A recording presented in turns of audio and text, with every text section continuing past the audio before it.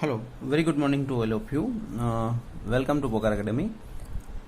आज strength of material के लिए हम बात करेंगे। This is a very first lecture for the strength of material. इससे पहले हमने 10 लेक्चर्स अपलोड किए हैं फॉर द अप्लाइड मैकेनिक्स। अगर वो नहीं देखा है तो प्लेलिस्ट में पहले देख लीजिए, अप्लाइड मैकेनिक्स करके आपको प्लेलिस्ट मिल जाएगा।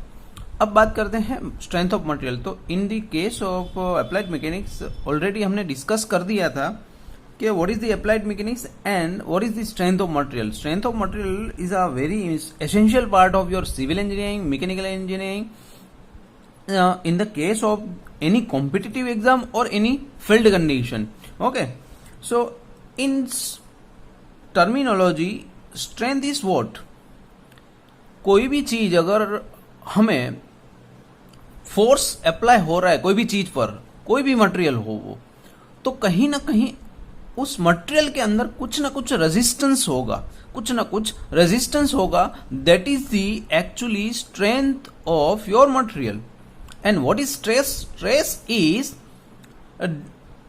Due to the applied load और से external load, whatever the deformation और से whatever the resistance generated in the body, that is known as the stress. So जब भी हम बात करते हैं स्ट्रेस, तो stress is nothing but the external force divide by your area of body. Now कभी भी हम एक्सटर्नल फोर्स अप्लाई करेंगे बॉडी पर, तो कहीं ना कहीं उनका इंटरनल जो फोर्सेस डेवलप होगा, that is nothing but the your stress. Now unit is newton per mm square और newton per metre square. But SSC JE के लिए इस तरह के क्वेश्चन बन सकते हैं कि अगर आपको यूनिट कन्वर्जन के लिए, मतलब कि आपको P और A की वैल्यू दे देते हैं, फिर आपको पूछते हैं न्यूटन पर mm स्क्वायर के बदले इन द किलो पास्कल और मेगा पास्कल और गीगा पास्कल। तो याद रखिएगा 1 mega pascal is nothing but 10⁶ Newton per metre square और 1 Newton per mm square. 1 giga pascal is nothing but 1 kilo Newton per mm square. तो इतना याद कर सकते हो आप, 1 mega pascal is nothing but the 1 Newton per mm square. अब बात करते हैं स्ट्रेन की। तो जैसे ही डिफॉर्मेशन होगा तो क्या होता है, डिफॉर्मेशन होगा तो कहीं ना कहीं आपकी जो, let suppose this is your body and you have applied this pull force, that is the tension force, that is known as the tension force. So 100% your body will extend, okay, somehow, okay, so that change in the length to the total length, ratio of the change in length to the total length or say original length, it is the original length, that is known as the strain. But आप देख सकते हो delta L का unit और L का unit both are same, so your unit of the strain will be unitless. तो ये भी एक क्वेश्चन जो है पूछा जा सकता है। अब बात करते हैं टेंशन है तो आपका पॉजिटिव वैल्यू होगी, क्योंकि चेंज जो होगा वो आपका एक्स्ट्रा होगा, एडिशनल होगा, एक्सटेंड होगी आपकी बार। कंप्रेसिव है तो मतलब कहीं ना कहीं अगर आप पुश कर रहे हो तो उनका जो लेंथ होगा वो आपका क्या होगा, माइनस हो सकता है। अब बात करते हैं यंग्स मॉड्यूलस। तो पहले before the Young modulus what you have to know about the Hooke's law. Hooke's law क्या कहता है? Up to the elastic limit, ये याद रखना, ये वर्ड बहुत इंपॉर्टेंट है। Up to the elastic limit your stress is directly proportional to strain and that is nothing but your Hooke's law. And क्या किया, stress is directly proportional to strain. So आप equate करने के लिए कोई एक कांस्टेंट वैल्यू वहां पे डाल दी। आप क्या कर सकते हो, E is nothing but the slope of this stress strain curve. क्या कह सकते हो, E is nothing but the stress strain curve का आपका स्लोप है। उनको नाम दे दिया हमने यंग्स मॉड्यूलस। तो आपको याद ही होगा, एक ये इक्वेशन भी आपको बहुत काम आने वाला है, delta L equal to P L by A. What is the delta L? That is the change in your length. P is your applied force, length is original, length, E is Young's modulus. और याद रखिएगा जब steel की बात आती है तो Young's modulus की वैल्यू आपको 2 × 10⁵ न्यूटन पर mm² होगी। अगर वो आपको दिया है तो भी ठीक है, otherwise you have to take 2 × 10⁵ newton पर mm²। A is your cross section area. अब यूनिट की बात कर लेते हैं, इनको हम न्यूटन में रखेंगे यूनिट को। ये होगा आपका mm, ये होगा mm², और यंग्स मॉड्यूलस जो होगा वो होगा आपका न्यूटन पर mm²। तो आई होप कि ये आपको समझ में आ गया होगा। यहाँ मैंने ये डेल्टा एल कहाँ से आता है उनकी बात कर दी है, तो देख लेते हैं वो भी। Stress is nothing but P/A, Young's modulus ऐसे ही रख दिया, और strain is what, delta L/L। यहां से हमने डेल्टा एल को इक्वेट किया, so we get the P × L and A आपका डिवाइड में आ जाएगा। तो that is the delta L equation.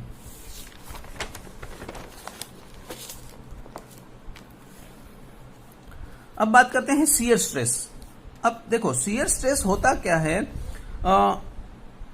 अगर ये बॉडी है और कोई फोर्स अप्लाइड कर रहा है यहां से कुछ इस तरह से, पहली बात आप डायरेक्शन देख सकते हो, it is a direction opposite to each and other. मतलब अगर ये ऊपर है तो ये आपका जाएगा नीचे।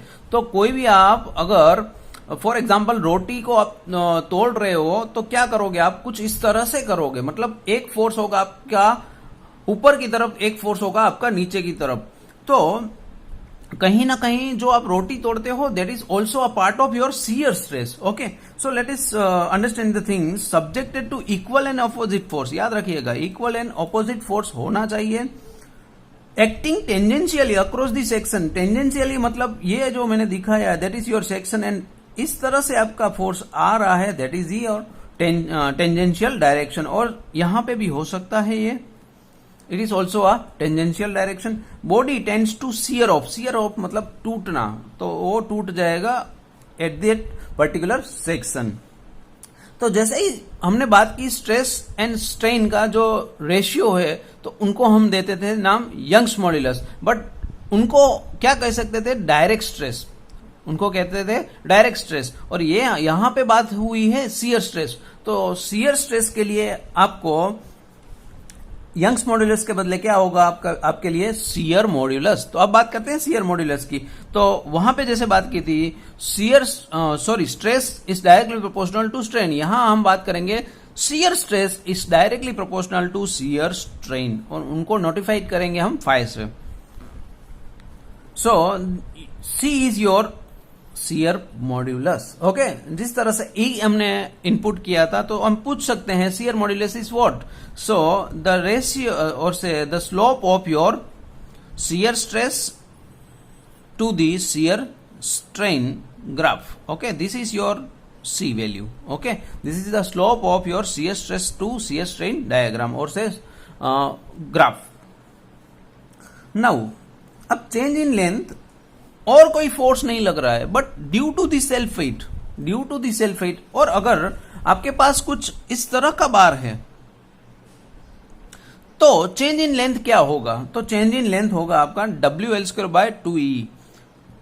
ये आपको बहुत बार पूछ चुके हैं जीपीएससी या एसएससी जेई के एग्जाम में, तो याद रखिएगा WL²/2E that is the answer for the change in length due to the self weight. अब क्यों आ रहा है ये इक्वेशन वो भी मैं आपको बताता हूं। याद रखिएगा W जो है वो है आपका वेट पर वॉल्यूम है, that is unit is in newton पर mm³। ओके, वो क्यों आ रहा है तो हम बात करते हैं उनकी। तो W that is your weight per volume. So to get the P value you have to multiply with volume. So volume is, this is your small w, let's say. So volume is area into length. Now what is the equation of delta L is PL upon AE. Just put the value of P, W into A into L divided by A into E. Okay. Now A is cancel out, so it is WL²/E. ठीक है, इतना समझ में आ गया। So this is your delta. Now How it is 2? Because whenever you applied load at time of zero load, then delta L is 0.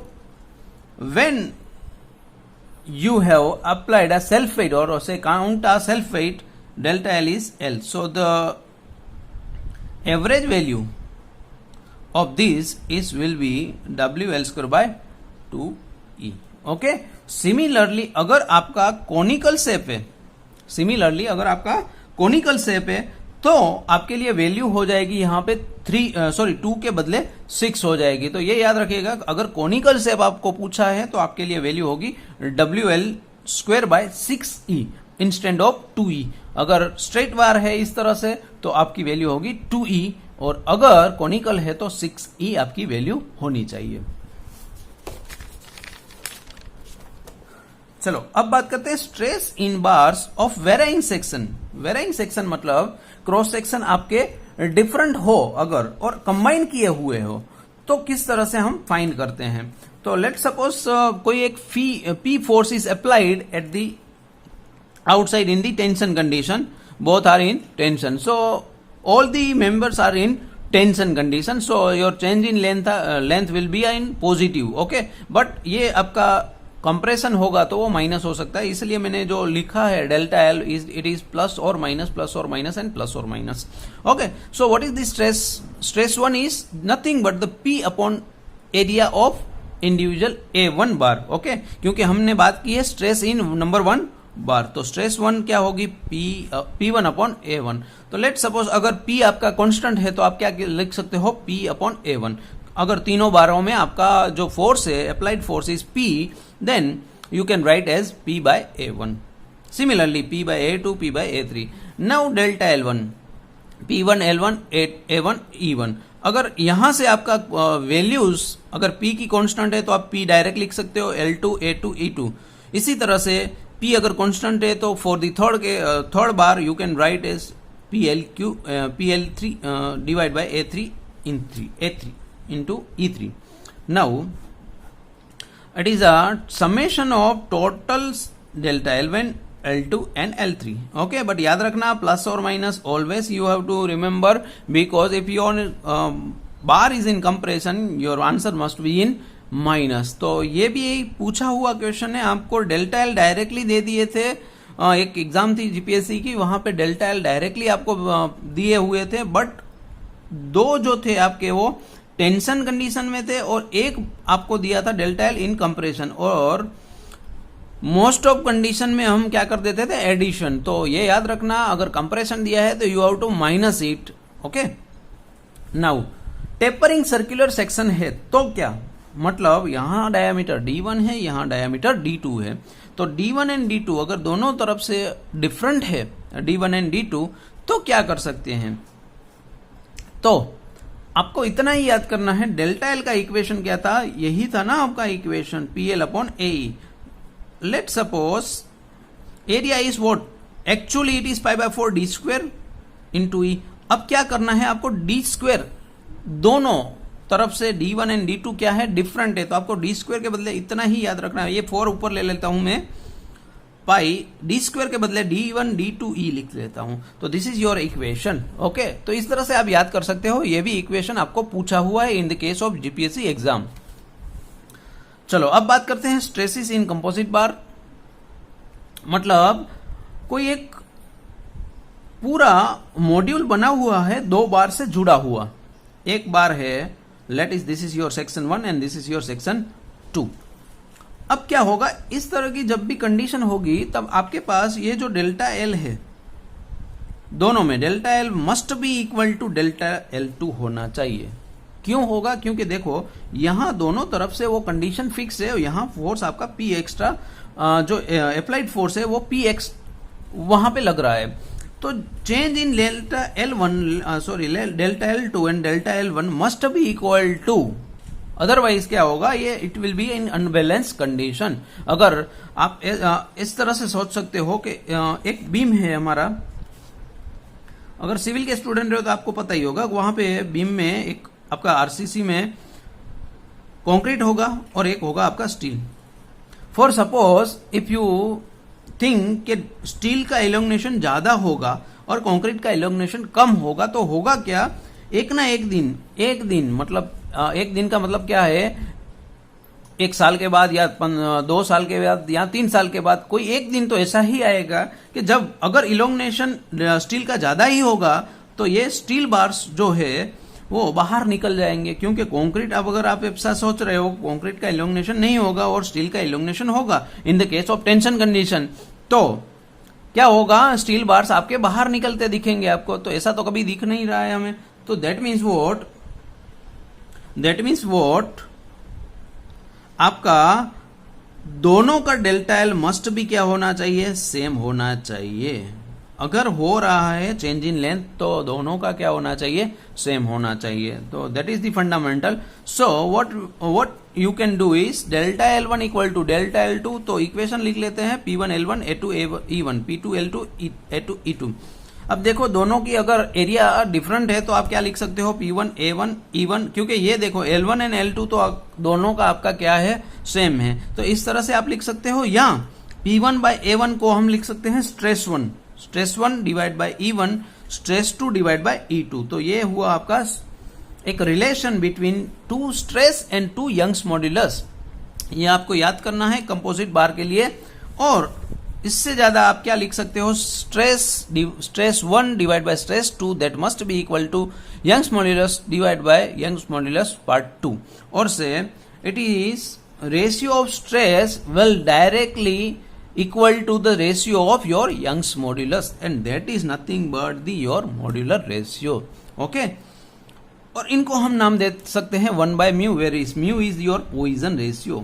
इनके बारे में बात करेंगे हम Poisson ratio के बारे में बाद में, पहले ये समझ लेते हैं m के बारे में। तो हम अगर इंडिविजुअल काम करना चाहते हैं कि P1 की कैपेसिटी क्या होगी, मतलब बार 1 कितना लोड ले पाएगा, तो हमें क्या करना होगा, P into A1 into E1 divide by summation of 2 bars. Okay, अगर 3 बार है लेट सपोज तो A3 E3 भी होगा।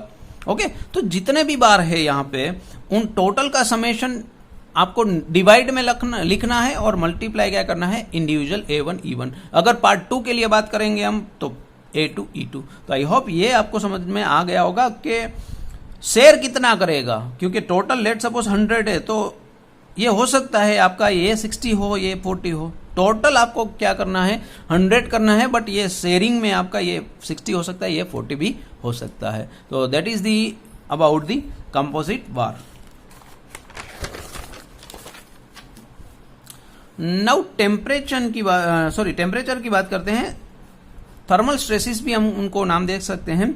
अब यहां 2 कंडीशन होगी आपके पास, एक होगी अलाउड कंडीशन और एक होगी नॉट अलाउड कंडीशन।